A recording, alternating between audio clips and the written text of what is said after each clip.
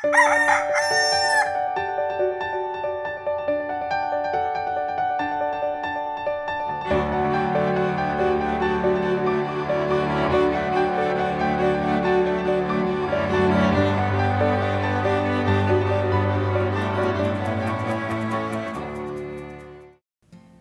umaga po. Ako po si Father Ernald at saluhan niyo po muna ako tayong magkapet, pandasal.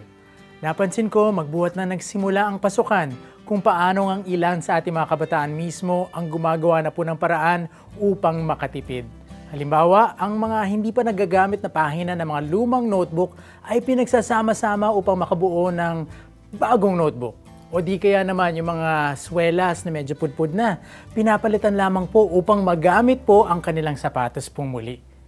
Ilang halimbawa lang po ang mga iyan kung paanong nagiging praktikal ang ating mga kababayan, lalong-lalo na sa panahon ng kagipitan. Mainam ang ganyang pag-uugali bilang pagkukontra sa ating consumeristic at materialistic na kultura.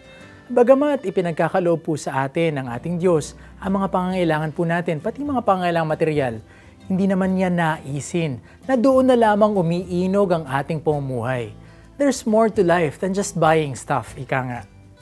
Sa halip, ang paanyaya sa atin ng Panginoon ay kilatisin nating mabuti ang ating mga pangangailangan. Alamin kung ano nga ba ang kailangan at kung ano nga ba ang luho lamang. Wika nga ni Jesus, alam ng inyong Ama na nasa langit na kinakailangan ninyo ang lahat ng mga bagay na ito.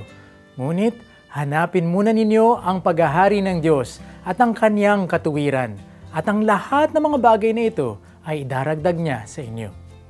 Ako po muli si Father Ernald na nagpapaalalang huwag nang mag-alala pa, dahil every morning is a blessing.